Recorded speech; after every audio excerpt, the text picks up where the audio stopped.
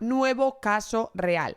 Se trata de un hombre de 45 años que sufre obesidad y acude a la consulta para perder peso. El paciente tiene una estatura de 1,75 m y un peso de 115 kilos. En los últimos 5 años ha aumentado mucho de peso. Él no había pasado de los 100 kilos y en estos últimos 5 años se ha puesto en 115. Ese último aumento de peso, porque ya sufría obesidad pero ahora se ha agravado, ese último aumento de peso le ha limitado en sus acciones cotidianas y eso es lo que le ha empujado a acudir a la consulta. Esto es algo muy común porque muchísimos pacientes acuden a consulta cuando se dan cuenta de que no se pueden abrochar los cordones de los zapatos, cuando se dan cuenta de que se ahogan haciendo tareas o acciones que antes hacían sin dificultad, es decir, cuando notan esas limitaciones derivadas del problema de peso. Y esto es lo que le pasó a mi paciente. Esos últimos kilos que cogió en los últimos años le generaron esas limitaciones en sus acciones cotidianas, aparte de una fatiga bastante acentuada, cansancio durante todo el día, ahogo, mal descanso, apneas de sueño, etc, etc. Es decir, cuando este paciente hace ese último aumento de peso y nota esas limitaciones y esas dificultades en su vida cotidiana, es cuando decide acudir a consulta. Este paciente tiene un trabajo muy sedentario, de muchas horas y además en un polígono. Es decir, que este paciente se iba a las 8 de la mañana de su casa, bueno, de hecho a las 8 ya estaba trabajando, se iba antes, iba a las 7 de la mañana de su casa y volvía a las 7 de la tarde. Y se pasaba todo el día trabajando en una oficina que estaba en un polígono. ¿Qué implicaba eso? Que comía en el restaurante del polígono. ¿Eso qué implica? Pues que teníamos una limitación muy grande en las comidas principales, porque el menú de polígono es el que es y no hay mucha oferta, o sea, con suerte hay 2 restaurantes en el polígono, no más. Y bueno, pues con uno se llevaba bien y con el otro no tenía mucha más opción, siempre tenía que ir a comer al mismo sitio, el mismo tipo de menú. Además, cuando hago el registro dietético con este paciente, claro, ahí es cuando yo me doy cuenta de cuántas cosas hay por trabajar, ¿no? Y siento ese agobio de, Dios mío, ¿por dónde vamos a empezar? No sé, había muchísimas cosas. Os cuento, ¿vale? Hacemos el registro dietético y en el desayuno se toma un zumo de naranja con un bocadillo de butifarra y acompaña de una cerveza o vino, según el día, y remata con un carajillo. O sea, tenemos ingesta de alcohol a primerísima hora de la mañana. Objetivo número 1.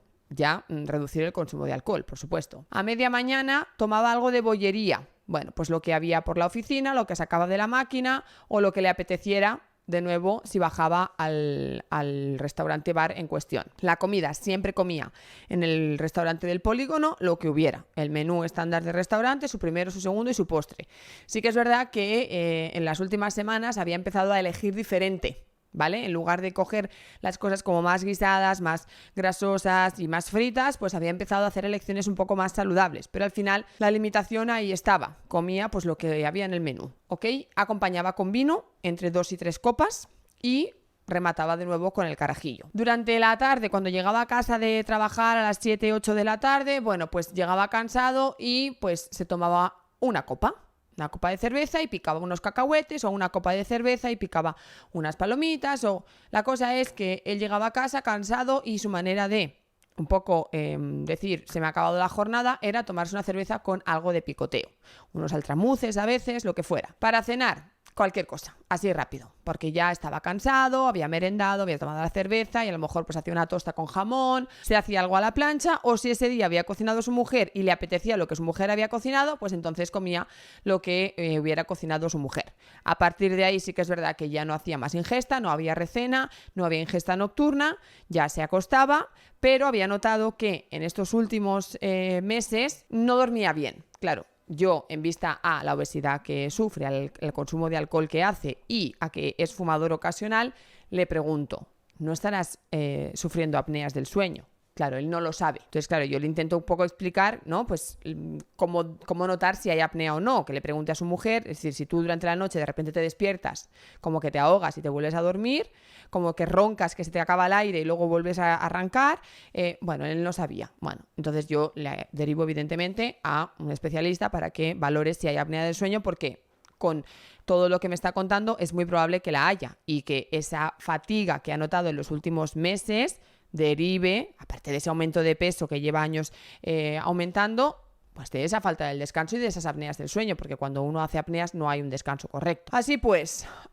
seguimos con la entrevista. Es totalmente sedentario, ¿vale? Vive con su mujer en casa, no tiene hijos y él está conforme un poco con todo. Él como que ha normalizado el dolor, lo que sí que ha notado que como esas limitaciones han aparecido, pues entiende que ya no, ya no puede dejarlo más, ¿no? Pedimos analítica porque la última analítica ni se acordaba de cuándo era y hacemos la valoración inicial. Claro, imaginaos, ¿no? Este paciente tiene que trabajar el consumo de alcohol, tiene que trabajar la reducción del consumo de bollería y de picoteos varios en la media mañana y la tarde, tiene que trabajar el aumento de la ingesta de vegetales, la reducción de carbohidratos refinados, de comidas a base de fritos y grasas varias.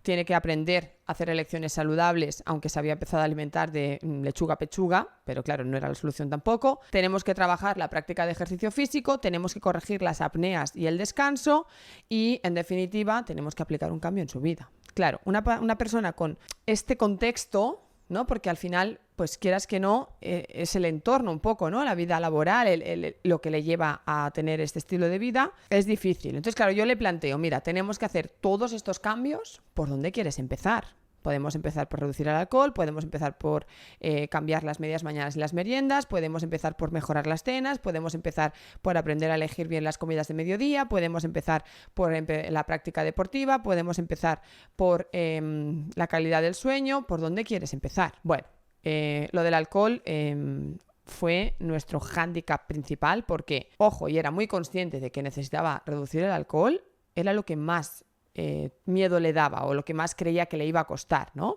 Entonces, como que lo del alcohol no lo veía claro. Que él le quitara yo su vino de su bocadillo por la mañana y su cucarajillo de desayuno y mi comida, como que no lo veía claro. Así que bueno, empezamos por ordenar un poco más la alimentación, por mejorar las opciones de media mañana, por mejorar las cenas y por aprender a elegir en las comidas. A la siguiente visita me viene con la analítica, una cosa rapidísima, me sorprendió hasta a mí porque dije, madre mía, qué velocidad, perfecto.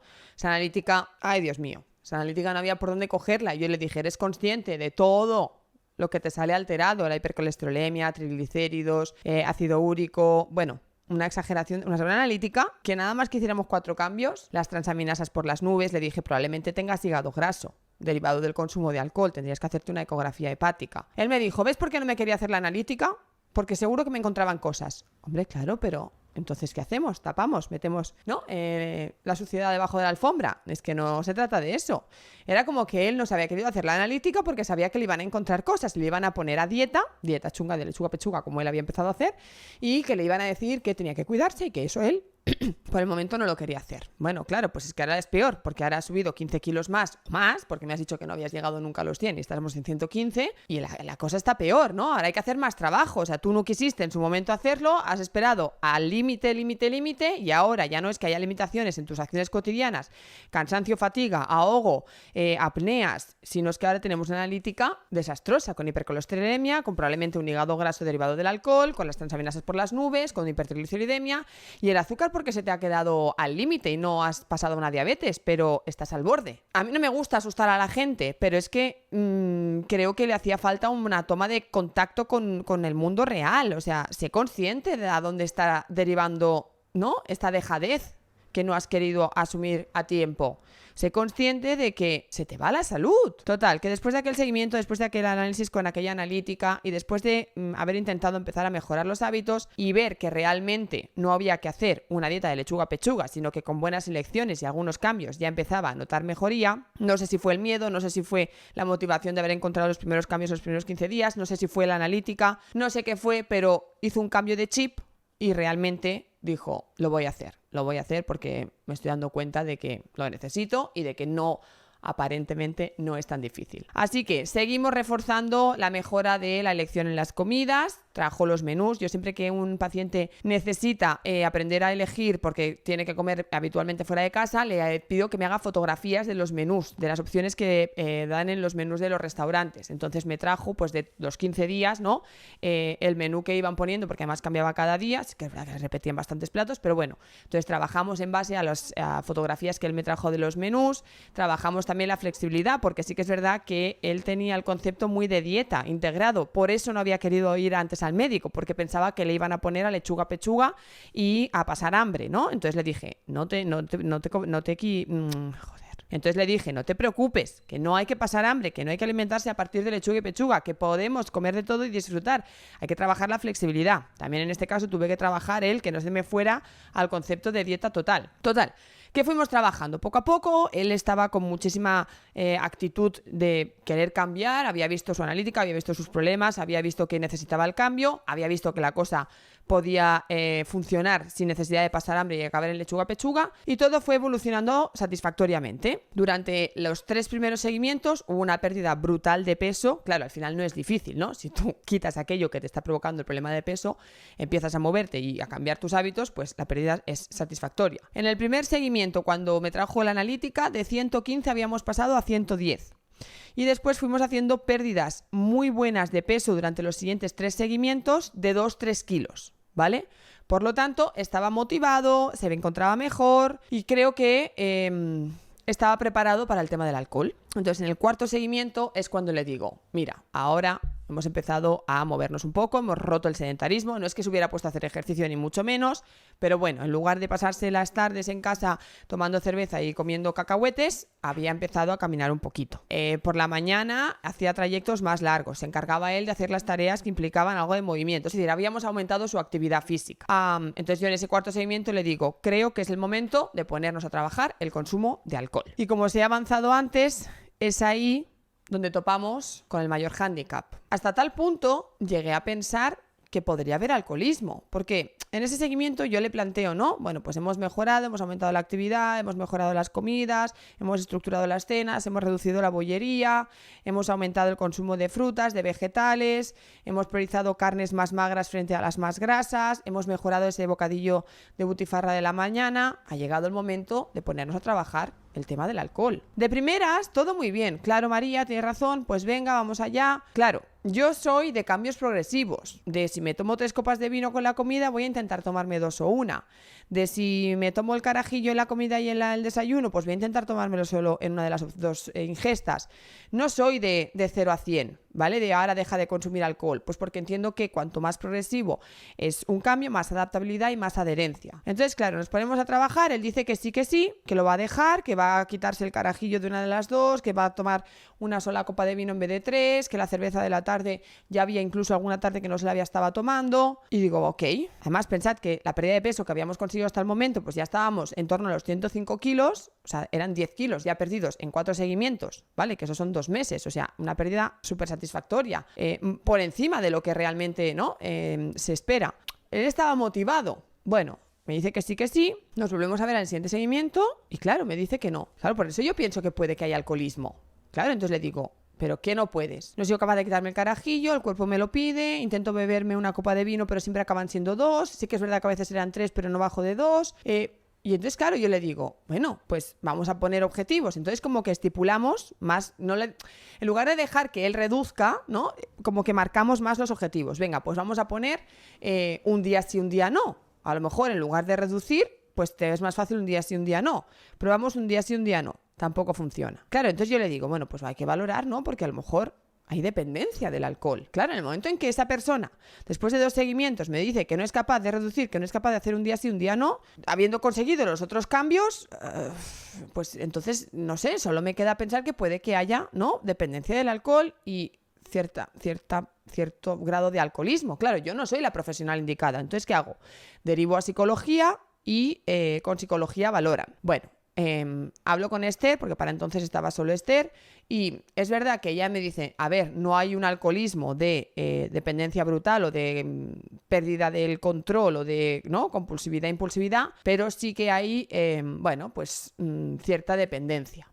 Entonces nos metemos a trabajar juntas esa dependencia del alcohol. Costó muchísimo, la verdad, pero sí que es verdad que conseguimos con el tiempo, y ya no era por una cuestión de perder peso. Al final teníamos la analítica que teníamos las transaminasas por las nubes, teníamos un hígado graso, aunque nos hiciera la ecografía no me hacía falta verla, teníamos los triglicéridos, teníamos un montón de parámetros alterados en la analítica derivados de ese consumo de alcohol. O sea, ya no era una cuestión de perder peso, ya era una cuestión de que mejorar su salud y que, hombre, que no puedes vivir con dependencia al alcohol. Así que, bueno, el tratamiento se alargó un poco más de lo esperado en vista a cómo iba evolucionando por esa dependencia al alcohol, pero con el tiempo conseguimos que hubiera días que no bebiera y que consiguiera un consumo más ocasional de alcohol.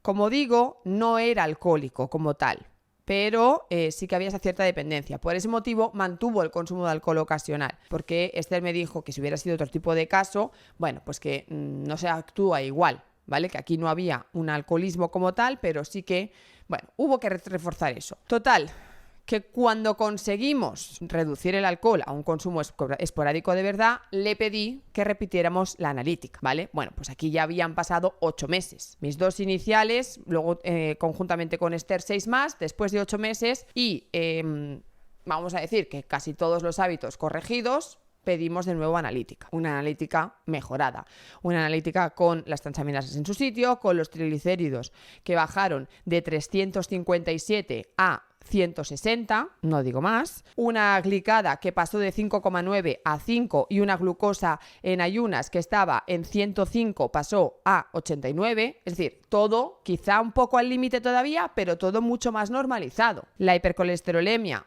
mejoró, aquí el alcohol no tiene mucho que ver, pero sí evidentemente la pérdida de peso y la mejora de la alimentación y el aumento del ejercicio, es decir, que estaba en rango, algunas cosas todavía muy al límite, otras ya en valores saludables y la persona, bueno, pues evidentemente se encontraba mejor, mejoró las apneas que nos confirmaron que tenían, le pusieron la CPAP pero se la quitaron cuando empezó a perder peso y cuando empezó a no necesitarla, porque al final él también se notaba que dormía mejor y probó a quitársela para dormir alguna noche y veía que al final también estaba en seguimiento y estaba haciendo sus revisiones y sí que la tuvo unos meses, pero a los 4 meses ya se la quitaron, o sea, maravilla. Claro, también el hecho de usar la CPAP nos ayudó al descanso y esa mejora del descanso ayudó a la energía, esa mejora de la energía ayudó a mantener una buena alimentación, a que tuviera ganas de hacer ejercicio. Al final todo está relacionado. Pero fijaos como de un paciente, voy a decir abandonado, con el trabajo conjunto con los diferentes profesionales, fuimos todos en una misma línea, en un mismo camino y conseguimos que mejorara. El paciente, a los 8 meses después de esa analítica, imaginaos qué contento estaba, ¿vale? Yo ya empecé a espaciarle los seguimientos. Ya no eran cada 15 días, pues a lo mejor nos veíamos una vez al mes y medio.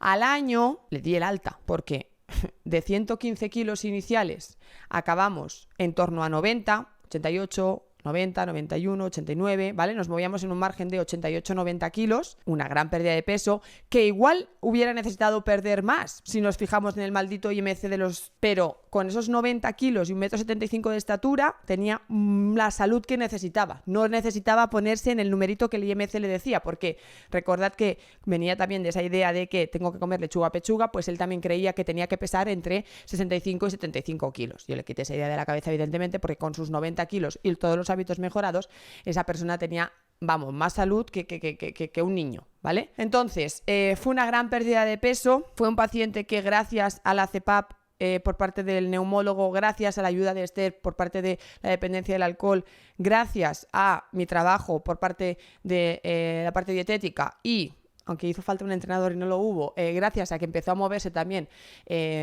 más habitualmente y ya llevaba una vida más activa, conseguimos todos unificar un mismo objetivo, andar en un mismo camino y que esta persona, bueno, pues a día de hoy tenga una analítica brillante, tenga un peso saludable, aunque el IMC no diga lo mismo, tenga una práctica de ejercicio rutinaria baja, bajo mi punto de vista, y insuficiente, pero más activa, tenga un buen descanso y, lo más importante, se encuentre bien, se encuentre vital, se encuentre enérgico, haya perdido el miedo, porque fijaos que este paciente no era, o sea, este paciente en realidad no había ido antes al médico por miedo a que le pusieran a dieta, por miedo a pasar hambre, por esas creencias que tenemos de si voy al médico me va a poner a dieta, voy a pasar hambre, voy a comer lechuga y pechuga, yo no voy a ser capaz, ¿no? Entonces, este paciente en realidad se había dejado y se había abandonado por ese miedo a pasarlo mal en función de lo que le habían dicho anteriormente los médicos de tienes que comer lechuga y pechuga, ¿no? Así que no te dejes. Si ves que tienes problemas de salud, si te encuentras cansado, si eres consciente de que tus hábitos no son saludables,